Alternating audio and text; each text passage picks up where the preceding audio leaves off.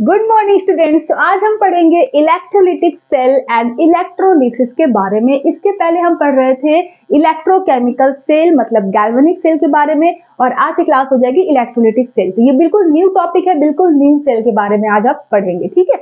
तो सबसे पहले कि ये जो सेल होता क्या है, इलेक्ट्रोलिसिस क्या है, तो यहाँ पर देखिए इलेक्ट्रोलिसिस का मतलब होता है, बिल्कुल अपना कंसंट्रेशन बोर्ड पर ही रखिएगा। इलेक्ट्रो का मतलब होता है इलेक्ट्रिसिटी और लिसिस का मतलब होता है ब्रेकेज, मतलब इलेक्ट्रिसिटी के द्वारा ब्रेक होना, इलेक्ट्रिसिटी के द्वारा ब्रेक होना अपने आयंस में। क्या ब्रेक हो रहा है यहाँ पे? इलेक्ट्रोलाइट ब्रेक हो रहा है। इलेक्ट्रिसिटी के द्वारा आपका जो इलेक्ट्रोलाइट आपने लिया है, इलेक्ट्रोलाइट क्या होता है? 10th में आपने 11th में पढ़ा होगा इलेक्ट्रोलाइट क्या होता है। जैसे सोडियम क्लोराइड हो गया, AlCl3 हो गया, ZnCl2 हो गया, सब क्या है? इलेक्ट्रोलाइट है। जो अपने आयनों में डिसोसिएट हो जाए वही इलेक्ट्रोलाइट है। जैसे आपने नमक को लिया, पानी में घोल दिया तो Na+ और Cl- आयंस में वो ब्रेक हो गए, तो ये क्या हो गया? वो इलेक्ट्रोलाइट है। तो यहाँ पर आप पूरे इलेक्ट्रोलिटिक सेल में आप इलेक्ट्रोलाइट के ही बारे में पढ़ेंगे, ठीक है। इस सेल में आप क्या पढ़ेंगे? इलेक्ट्रोलाइट के बारे में ही आप पढ़ेंगे। तो यहाँ पर इलेक्ट्रोलिसिस क्या होता है? तो ये एक फिनोमेना है, एक घटना है, एक इवेंट है। तो इलेक्ट्रिसिटी के द्वारा जब इलेक्ट्रोलाइट्स के आयंस ब्रेक हो जाए तो इस फिनोमेना को हम इलेक्ट्रोलिसिस कहते हैं, ठीक है। इलेक्ट्रिसिटी के द्वारा जब इलेक्ट्रोलाइट के आयंस ब्रेक हो जाए तो इस फिनोमेना को हम इलेक्ट्रोलाइसिस कहते हैं, ठीक है। और ये जो इलेक्ट्रोलिसिस है ये कहाँ होती है? तो ये इलेक्ट्रोलिटिक सेल में होती है, ठीक है। तो यहाँ पर आपने इलेक्ट्रिसिटी दिया किसको? इलेक्ट्रोलाइट को, इलेक्ट्रोलाइट को, मतलब जैसे NaCl वगैरह मान लीजिए, बहुत सारे एग्जांपल होते हैं। तो आपने जैसे इलेक्ट्रोलाइट को इलेक्ट्रिसिटी दे दिया तो ये इलेक्ट्रिसिटी क्या करेगा? इस NaCl को Na+ और Cl- में ब्रेक कर देगा। ग्रीन पेन से लिख रही है, दिखाई दे रहा है ना, ठीक है। तो यहाँ पर ये क्या किया? इलेक्ट्रिसिटी ने इस इलेक्ट्रोलाइट को उनके आयनों में डिसोसिएट कर दिया, ब्रेक कर दिया। तो इस फिनोमेना को क्या बोलते हैं? इस फिनोमेना को बोलते हैं इलेक्ट्रोलिसिस। और ये इलेक्ट्रोलिसिस फिनोमेना किस सेल में होती है? ये बीकर है, किस सेल में होती है? तो इलेक्ट्रोलिटिक सेल में पाई जाती है। और कौन कैरी करता है? तो इलेक्ट्रोलाइट कैरी करता है इस फिनोमेना, ठीक है। ये इतना बात समझ में आ गया आपको। तो इसके पहले आप पढ़ रहे थे गैल्वेनिक सेल, वो किसका एग्जाम्पल था? इलेक्ट्रोकेमिकल सेल का एग्जाम्पल था। इलेक्ट्रोकेमिकल सेल में क्या हो रहा था कि बीकर में आप केमिकल्स ले रहे थे, जैसे ZnSO4 ले रहे थे, CuSO4 ले रहे थे, ठीक है। तो इलेक्ट्रोकेमिकल सेल में क्या हो रहा था कि आप बीकर में ZnSO4, CuSO4 ये सब नहीं ले रहे थे डैनियल सेल में। तो ये क्या हो रहा था कि केमिकल रिएक्शंस कर रहे थे और उससे क्या डेवलप कर रहे थे? उससे आपका इलेक्ट्रिसिटी डेवलप कर रहे थे। हमने एक कैथोड ले लिया, एक एनोड ले लिया, दोनों को वायर से अटैच कर दिया, तो उनमें क्या हुए? केमिकल रिएक्शंस हुए। फिर जो आपने वायर में अटैच किया उसमें वोल्ट मीटर आप लगा देते थे तो इलेक्ट्रिसिटी फ्लो होने लगता था। इलेक्ट्रॉन फ्लो होगा, उसके अपोजिट डायरेक्शन में इलेक्ट्रिसिटी फ्लो होता था। तो आपने वोल्ट मीटर से पता कर लिया कि हाँ भाई केमिकल रिएक्शन हो रही है बीकर में, इसका मतलब इलेक्ट्रिसिटी आपका डेवलप हो रहा है। मतलब केमिकल रिएक्शन की वजह से इलेक्ट्रिसिटी डेवलप हो रहा था। किसमें? इलेक्ट्रोकेमिकल सेल में। अभी तक आप यही पढ़ रहे थे ना। लेकिन इलेक्ट्रोलिटिक सेल में उल्टा हो जाता है। इसमें आपने इलेक्ट्रिसिटी दिया बीकर के अंदर, जो इलेक्ट्रोलाइट है उसमें, तो वो इलेक्ट्रोलाइट में केमिकल रिएक्शन होने लगा, आयनों में डिसोसिएट हो रहा है, मतलब केमिकल रिएक्शन हो रहा है, ठीक है।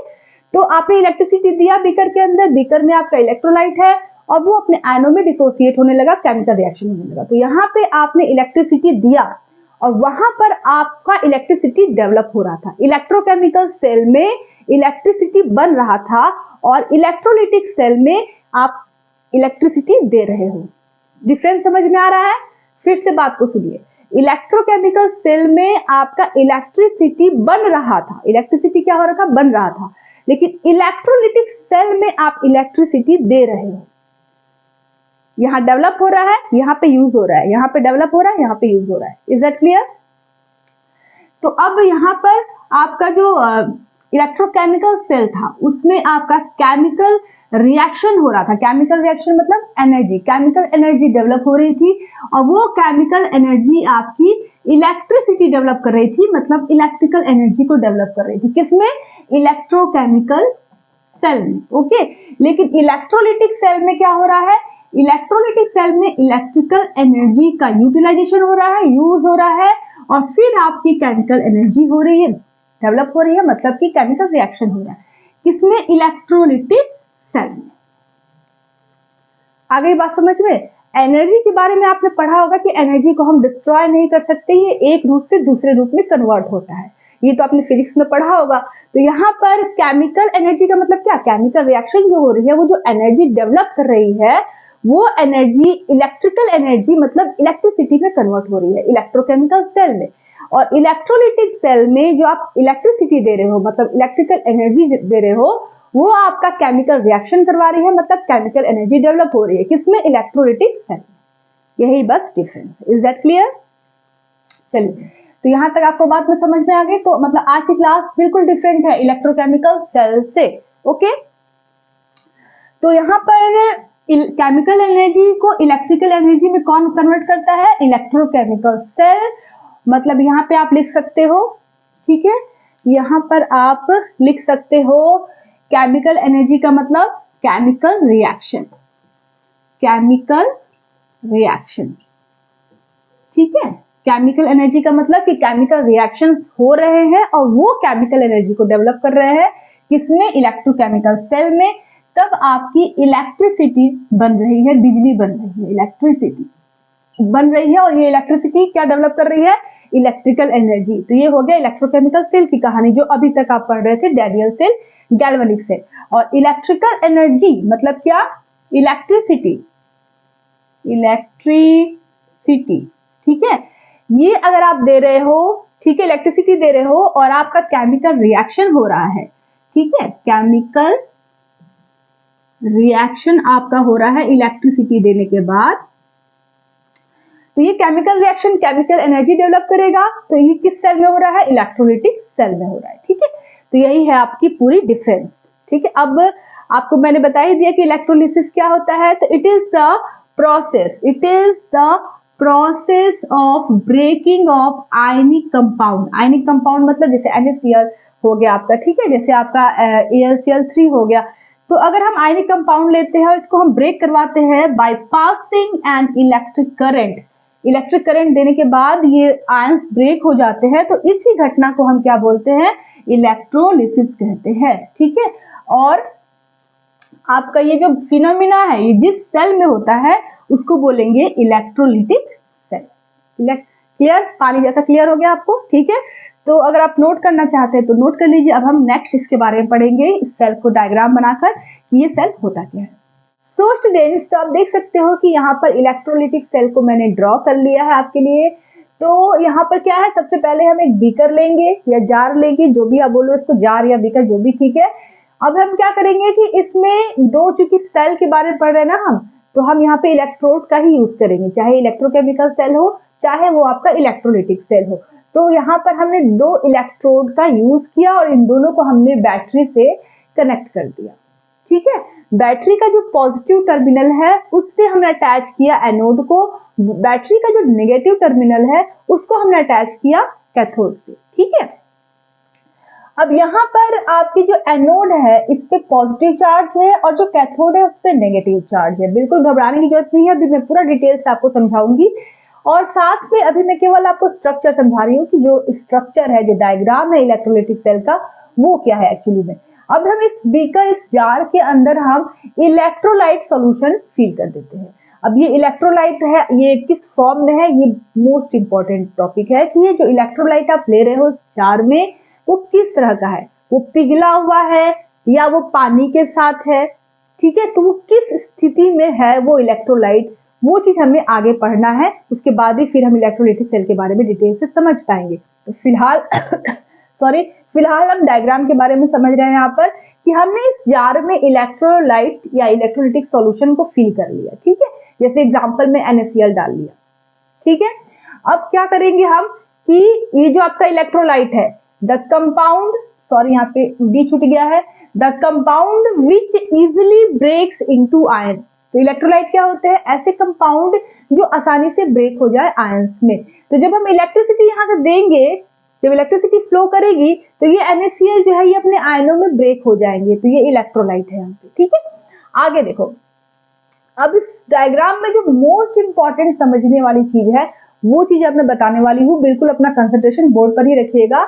जो इलेक्ट्रोकेमिकल सेल होता है, गैल्वेनिक सेल ये नहीं, जो गैल्वेनिक सेल है, डैनियल सेल है, जो इलेक्ट्रोकेमिकल सेल है, उसमें आप क्या पढ़ रहे थे? उसमें भी लगभग ऐसा ही सिचुएशन था और उसमें आप ये पढ़ रहे थे कि जो एनोड है वो आपका लेफ्ट साइड में होता है, जो कैथोड है वो राइट साइड में होता है। और यहाँ पर भी तो वही है, एनोड आपका लेफ्ट साइड में है, कैथोड आपका राइट साइड में है। और क्या आप उसमें पढ़ रहे थे? इलेक्ट्रोकेमिकल सेल में आप पढ़ रहे थे कि आपका जो एनोड है इसमें ऑक्सीडेशन होता है और जो कैथोड है उसमें रिडक्शन होता है। और यहाँ पर भी सेम हो रहा है, इलेक्ट्रोलिटिक सेल में भी एनोड पर ऑक्सीडेशन ही हो रहा है, कैथोड पर रिडक्शन ही हो रहा है। फिर दोनों में अंतर क्या है? इलेक्ट्रोकेमिकल सेल में और इलेक्ट्रोलाइटिक सेल में फिर अंतर क्या हुआ? एक तो अंतर मैंने आपको स्टार्टिंग में ही बताया, एनर्जी वाला। और जो दूसरा अंतर है वो ये है कि इलेक्ट्रोलाइटिक सेल में एनोड पर पॉजिटिव चार्ज होता है और कैथोड पर नेगेटिव चार्ज होता है। ठीक है, इलेक्ट्रोकेमिकल सेल मतलब डैनियल सेल जो आप पढ़ रहे थे, डैनियल सेल, गैल्वेनिक सेल और डैनियल सेल जो आप पढ़ रहे थे, उसमें एनोड लेफ्ट साइड में तो था, ऑक्सीडेशन तो हो रहा था, लेकिन उस पर नेगेटिव चार्ज था। लेकिन इलेक्ट्रोलाइटिक सेल में एनोड है लेफ्ट साइड में, ऑक्सीडेशन भी इसमें हो रहा है, लेकिन इसमें पॉजिटिव चार्ज है, बस साइन का डिफरेंस है। उसमें आपका नेगेटिव था, इसमें आपका पॉजिटिव एनोड है। Is that clear? बस साइन का डिफरेंस है, बाकी सब कुछ कहानी वही है। ठीक है, तो आपका लेफ्ट साइड में एनोड होता है, राइट साइड में कैथोड होता है। एनोड पर ऑक्सीडेशन होता है, कैथोड पर रिडक्शन होता है। कोई भी सेल हो, चाहे वो इलेक्ट्रोकेमिकल सेल हो, चाहे वो इलेक्ट्रोलाइटिक सेल हो, एनोड पर आपका ऑक्सीडेशन ही होगा और कैथोड पर आपका रिडक्शन ही होगा। ये चीज को आप बिल्कुल गांठ बांधकर याद कर लीजिए कि चाहे इलेक्ट्रोकेमिकल सेल हो, चाहे इलेक्ट्रोलाइटिक सेल हो, एनोड आपका लेफ्ट साइड में ही होगा और उसमें ऑक्सीडेशन ही होगा और कैथोड आपका राइट साइड में होगा और उसमें रिडक्शन ही होगा। बस अंतर क्या होगा? साइन का। इलेक्ट्रोकेमिकल सेल में एनोड पर पॉजिटिव और कैथोड पर इलेक्ट्रोकेमिकल सेल में एनोड पर नेगेटिव और कैथोड पर पॉजिटिव होगा, और इलेक्ट्रोलाइटिक सेल में एनोड पर पॉजिटिव और कैथोड पर नेगेटिव होगा। बस साइन डिफरेंस हो जाएगा। ठीक है, तो यहां तक समझ में आ गई आपको कि यहाँ पर एनोड पर ऑक्सीडेशन होगा और इस पे पॉजिटिव साइन आएगा, कैथोड पर रिडक्शन होगा और इस पे नेगेटिव साइन आएगा। ठीक है, उस वाले केस में क्या हो रहा था? इलेक्ट्रोकेमिकल में कैथोड पर रिडक्शन हो रहा था और पॉजिटिव साइन था, एनोड पर ऑक्सीडेशन हो रहा था और नेगेटिव साइन था। ठीक है, बाकी साइन चेंज होगी आपका इलेक्ट्रोलाइटिक सेल में। अब यहाँ पर जो चीज मैंने लिखा है इसको बिल्कुल आप अच्छे से दिमाग में, ठीक है, बिल्कुल अच्छे से इसको याद कर लीजिए, बिल्कुल दिमाग में बैठा लीजिए कि we know that in electrochemical cell हम लोन करके एक ट्रिक अप्लाई करते थे। इसको मैंने शॉर्ट वीडियो में भी अपलोड किया था और काफी अच्छी चली है वो वीडियो, बहुत सारे व्यूज भी आया है। तो सॉरी, तो ये जो लोन होता है, ठीक है, इलेक्ट्रोकेमिकल सेल में अगर आपको याद करना हो, रटना हो कि किस पे आपका, कहाँ पे आपका एनोड है और उस पे कौन सा चार्ज है, तो आप लोन से आप उसको याद कर सकते हो। मैंने बताया है आपको कि लोन का मतलब होता है L for left, O for oxidation, A for anode और N for negative. Left, oxidation, anode, negative, loan. ये किसमें होता है? इलेक्ट्रोकेमिकल सेल में, मतलब गैल्वेनिक सेल, डैनियल सेल। ठीक है, उसमें आप लोन ट्रिक से आप याद कर सकते हैं कि लेफ्ट साइड में आपका एनोड होता है, उसमें ऑक्सीडेशन होता है, वो एनोड कहलाता है और उस पर नेगेटिव चार्ज होता है। लेकिन अब बात हम पढ़ रहे हैं इलेक्ट्रोलाइटिक सेल के बारे में, तो इसी के बारे में बात करेंगे। तो इलेक्ट्रोलाइटिक सेल, इसमें क्या होता है कि आपका सब कुछ वही रहेगा, लेफ्ट साइड में एनोड होगा, उसमें ऑक्सीडेशन होगा, बस आपका साइन चेंज हो जाएगा। आपका साइन हो जाएगा एनोड पर पॉजिटिव चार्ज और कैथोड पर नेगेटिव चार्ज। ठीक है, और यहां पर आपका लो नहीं होगा, यहां पर आपका हो जाएगा लो। क्या हो जाएगा? LOAP, लो। ठीक है, तो आपको L का मतलब लेफ्ट, O का मतलब ऑक्सीडेशन, A का मतलब एनोड, P का मतलब पॉजिटिव चार्ज। तो इलेक्ट्रोकेमिकल सेल में लोन, इलेक्ट्रोलाइटिक सेल में लोग को आप अच्छे से याद रखिएगा। ठीक है, नोट करना चाहते हैं तो नोट करिए। सो स्टूडेंट्स, तो आप यहाँ पर कोई भी इलेक्ट्रोलाइट को यूज कर सकते हो। यहाँ पर मैंने NaCl को यूज किया है, आप कोई भी इलेक्ट्रोलाइट जो अपने आयनों में डिसोसिएट होते हो आप यूज कर सकते हो। ठीक है, तो किसी भी इलेक्ट्रोलाइट में एक चीज तो कॉमन ही होगा, चाहे आप NaCl लो चाहे AlCl3 लो, तो कोई भी इलेक्ट्रोलाइट अगर आप लेते हो तो उसमें एक चीज कॉमन होगा कि एक आपका पॉजिटिव पार्ट बनेगा और एक आपका नेगेटिव पार्ट बनेगा। ठीक है, जैसे NaCl आपने लिया है तो NaCl ब्रेक होकर क्या बनाएगा, Na+ और Cl-। तो कोई भी इलेक्ट्रोलाइट आप लेंगे तो उसमें एक पॉजिटिव पार्ट होगा और एक नेगेटिव पार्ट होगा। तो आपका जैसे NaCl है, NaCl ये टूटेगा अपने आयनों में तो Na+ और Cl- बनाएगा ना, तो इस Na+ को हम क्या बोलेंगे, ये केटायन है, और ये Cl- को हम क्या बोलेंगे, ये एनायन है। ठीक है, तो किसी भी इलेक्ट्रोलाइट में केटायन भी होगा और एनायन भी होगा। तो केटायन मतलब क्या, C+, एनायन मतलब क्या, A-। केटायन मतलब C+ और एनायन मतलब A-। जैसे NaCl की अगर हम बात करें तो इसमें कौन केटायन है और कौन एनायन है, तो Na+ आपका क्या हो गया, केटायन हो गया, और A- क्या हो गया आपका, एनायन हो गया। एनायन का A ले लो और उस पर नेगेटिव लगा दो तो एनायन, केटायन का C ले लो और उस पर पॉजिटिव लगा दो तो केटायन। ठीक है, तो आपका कोई भी अगर आप लेते हो इलेक्ट्रोलाइट तो उसमें केटायन होगा और एनायन होगा। ठीक है, तो यहाँ पे हमने NaCl को लिया है तो Na+ क्या हो गया, केटायन, और A- क्या हो गया, Cl-।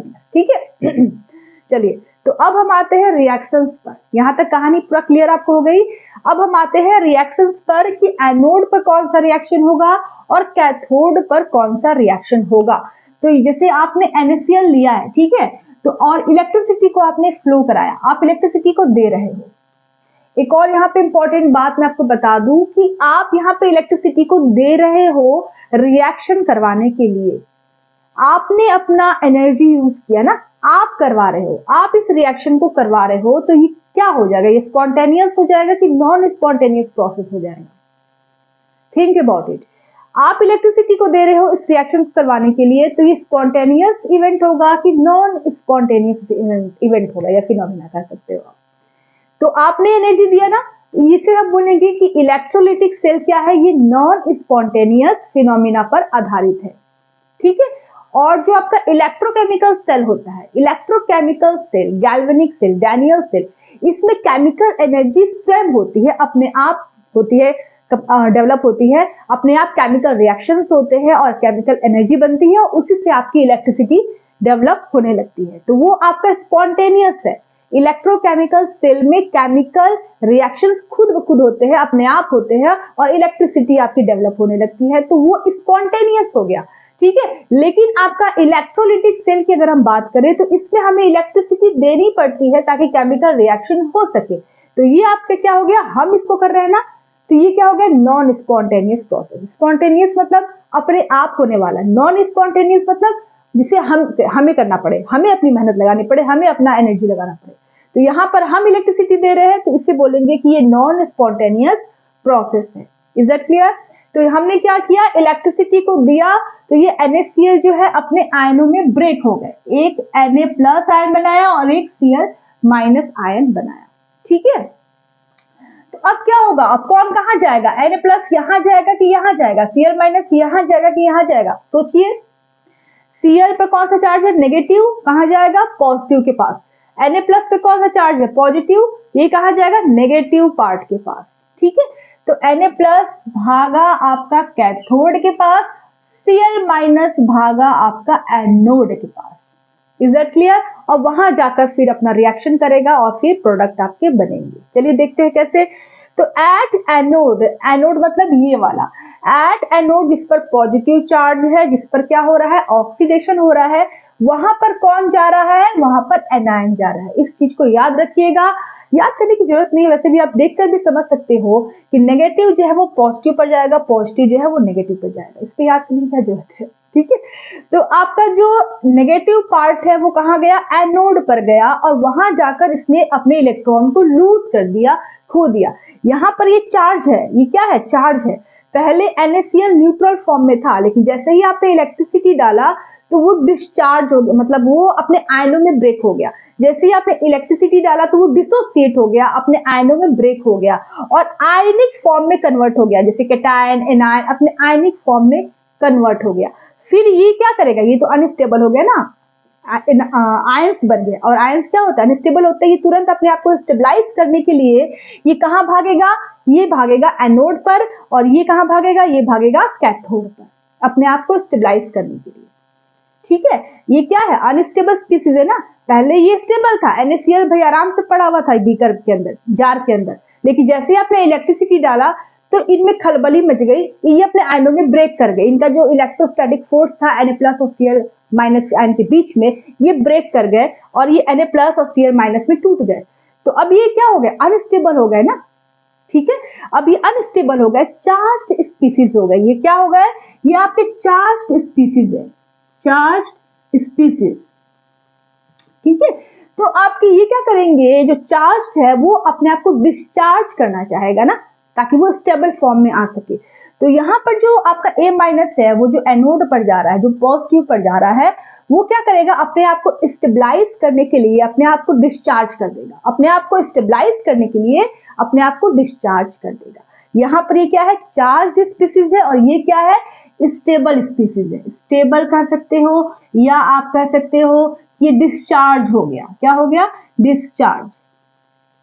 यहाँ पर चार्ज था, यहाँ पर क्या हो गया, डिस्चार्ज हो गया। अपने इलेक्ट्रॉन्स को इसने लूज कर दिया, खो दिया। कहाँ पर, इस सरफेस पर, इस एनोड पर, इस सरफेस ही है ना, इस एनोड पर जाकर इसने अपने इलेक्ट्रॉन को छोड़ दिया और स्टेबल फॉर्म में कन्वर्ट हो गया, डिस्चार्ज फॉर्म में कन्वर्ट हो गया।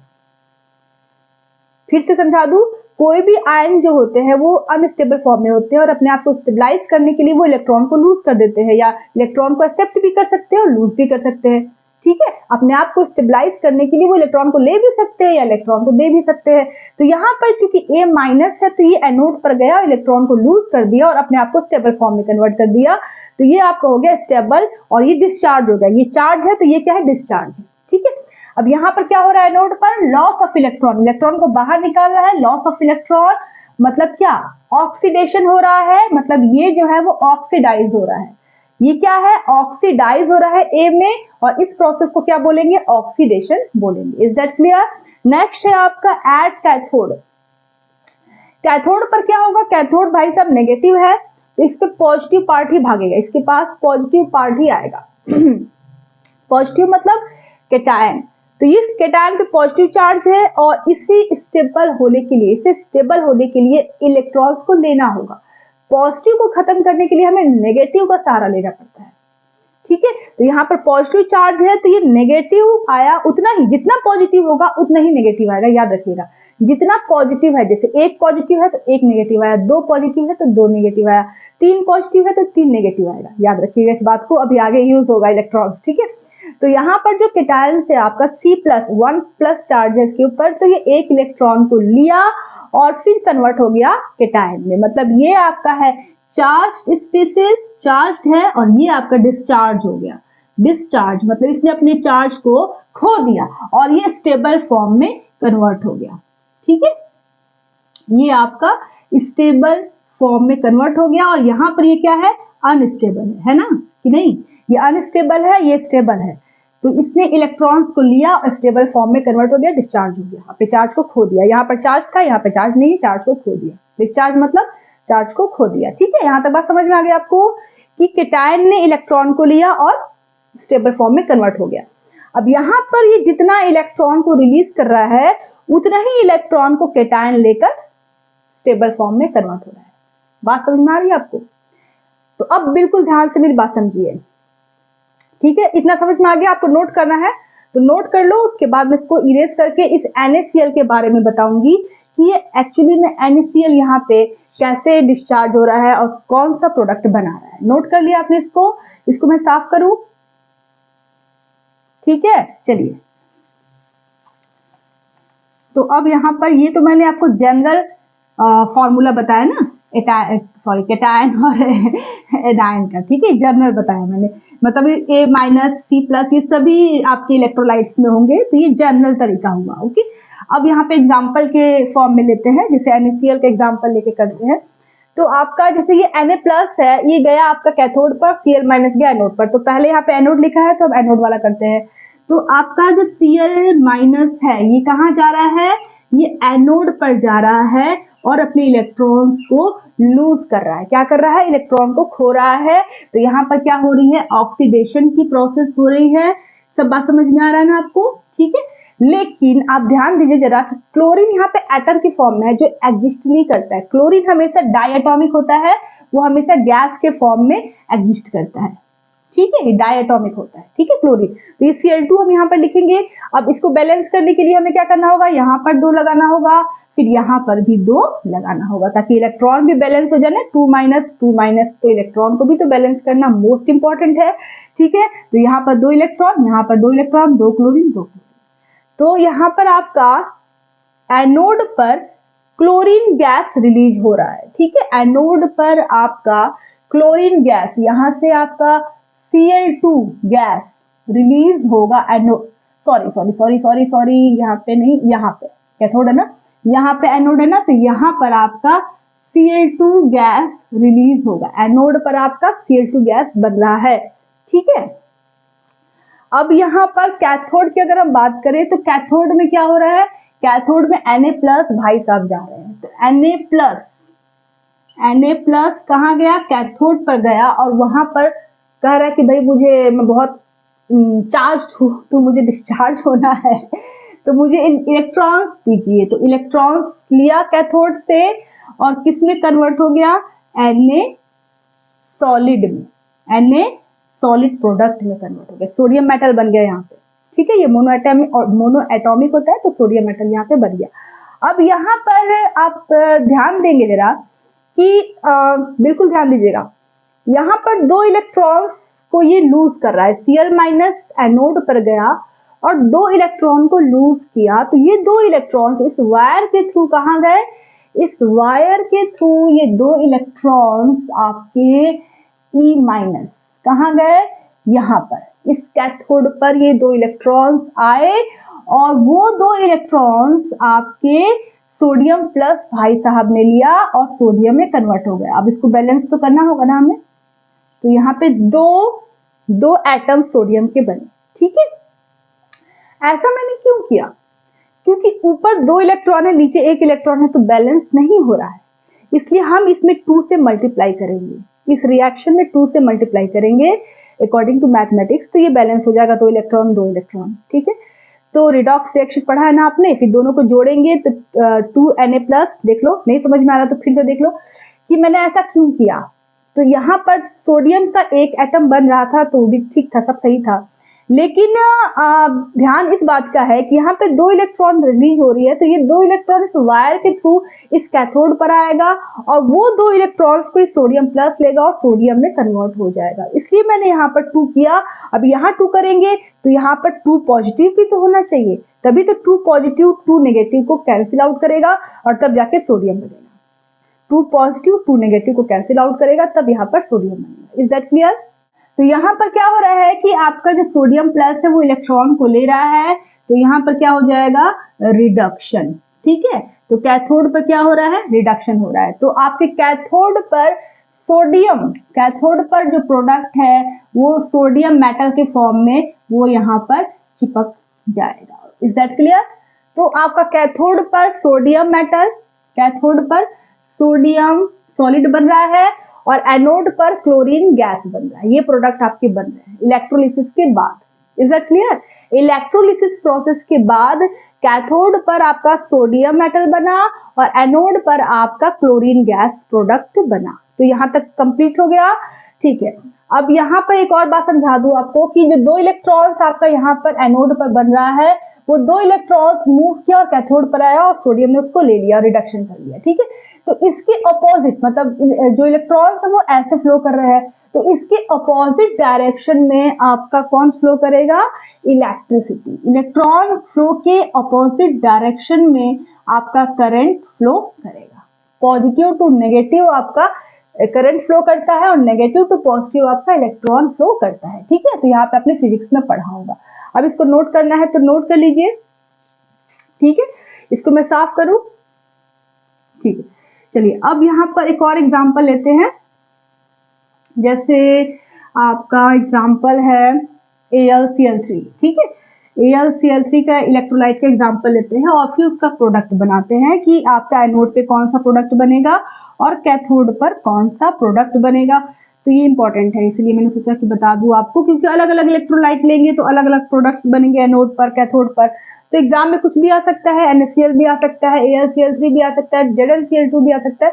तो कोई भी इलेक्ट्रोलाइट आपको दे देगा और बोलेगा कि एनोड पर कौन सा प्रोडक्ट बनेगा और कैथोड पर कौन सा प्रोडक्ट बनेगा।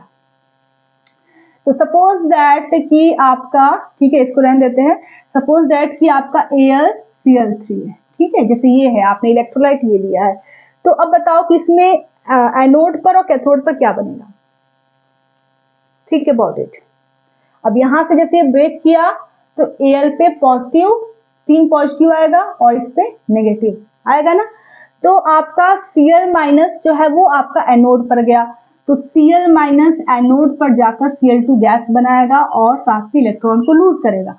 अब यहाँ पर ध्यान रखना है कि यहाँ पर 3 क्लोरीन दिया है, तो मतलब 3 Cl माइनस आपके एनोड पर जाएंगे ना। 3 क्लोरीन दिया है मतलब 3 Cl माइनस आपके एनोड पर जाएंगे और आपके 3 इलेक्ट्रॉन को लूज करेंगे। अब यहाँ पे बैलेंसिंग करो, यहाँ पे 2 क्लोरीन बन रहा है आपका, ठीक है, और यहाँ पर 3 क्लोरीन दिया हुआ है। तो अब क्या करेंगे आप, इसको हम 3 से अगर मल्टीप्लाई कर दे तो यहाँ पे 6 हो जाएगा, और यहाँ पर अगर हम 6 कर दे और यहाँ पर भी अगर हम 6 कर दे तो बैलेंस हुआ कि नहीं, बैलेंस हो गया ना। 6 क्लोरीन 6 क्लोरीन 6 इलेक्ट्रॉन 6 इलेक्ट्रॉन, ठीक है।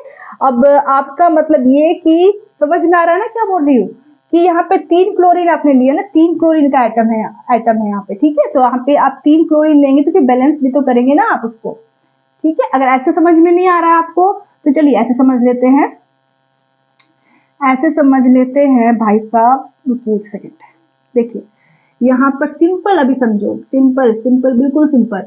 ये क्लोरीन गैस बना रहा है और इलेक्ट्रॉन को लूज कर रहा है। यहाँ तक तो आपको अच्छे से समझ में आ रही है, यहाँ तक समझ में आ रही है ना कि 2Cl माइनस Cl2 बनाया गैस और 2 इलेक्ट्रॉन, यहाँ तक समझ में आ रहा है। चलो आगे बढ़ते हैं। अब जो Al प्लस है, Al प्लस प्लस प्लस वो इलेक्ट्रॉन लिया और किस में कन्वर्ट हो गया, Al में कन्वर्ट हो गया।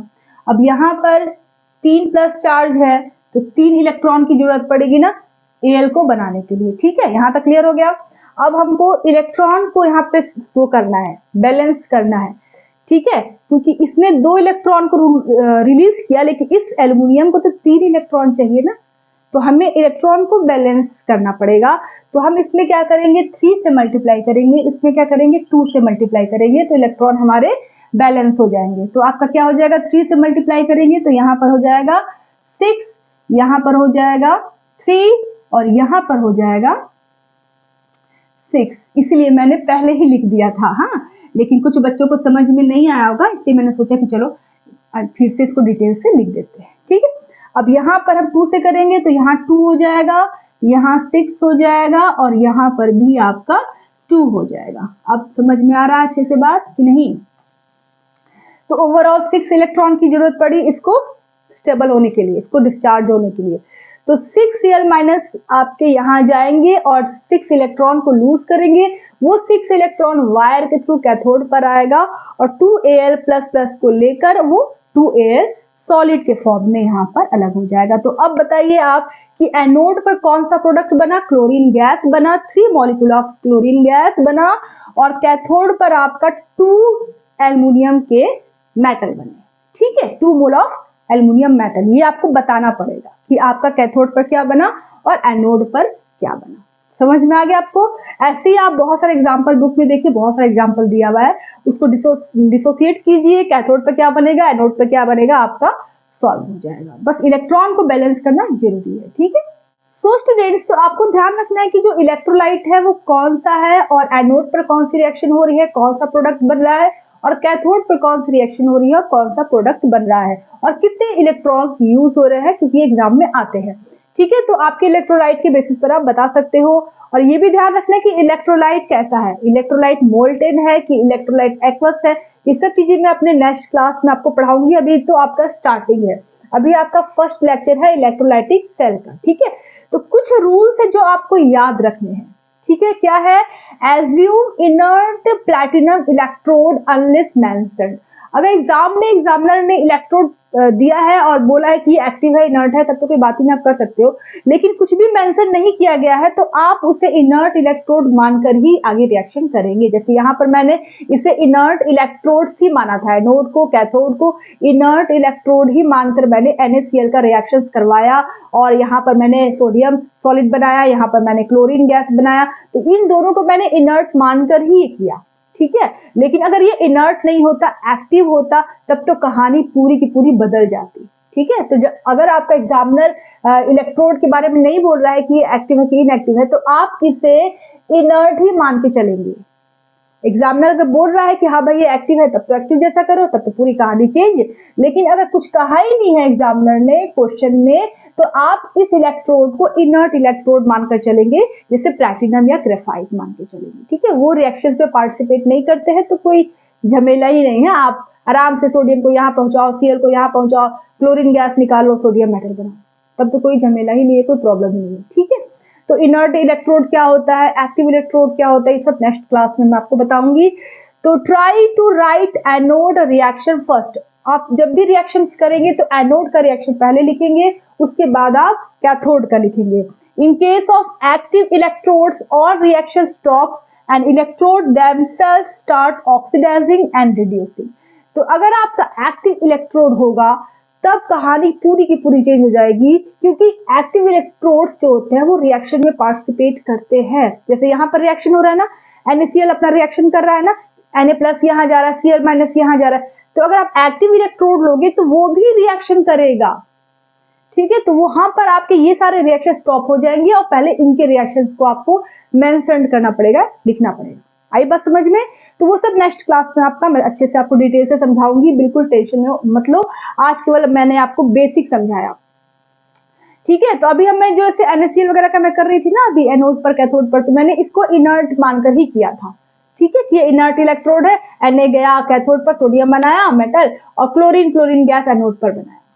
ये भी क्वेश्चन आता है कि एनोड पर कौन सी गैस निकलेगी, अगर हम NaCl इलेक्ट्रोलाइट को लेंगे तो आप बताएंगे कि क्लोरीन गैस निकलेगी, ये भी क्वेश्चन आता है। तो यहाँ तक आप नोट कर लीजिए। सो स्टूडेंट्स, तो आज की क्लास यहीं तक रहने देते हैं। नेक्स्ट क्लास में हम फैक्टर अफेक्टिंग पढ़ेंगे, कौन कौन से फैक्टर अफेक्ट करते हैं, कौन सा इलेक्ट्रोलाइट लेंगे तो क्या बनेगा, जैसे मोल्टेन ले लिया आपने या एक्वस ले लिया तो क्या बनेगा, कैसे क्या होगा, सब हम नेक्स्ट क्लास में पढ़ने वाले हैं। आज तो पूरा केवल बेसिक ही आपने पढ़ा इलेक्ट्रोलाइटिक सेल का। तो वीडियो अच्छी लगती है तो प्लीज वीडियो को लाइक करें, न्यू है मेरे चैनल पर तो चैनल को सब्सक्राइब करें, अपने दोस्तों के साथ फैमिली के साथ भी वीडियो को जरूर शेयर करें। तो फिर मिलते हैं नेक्स्ट वीडियो में। Take care, bye bye.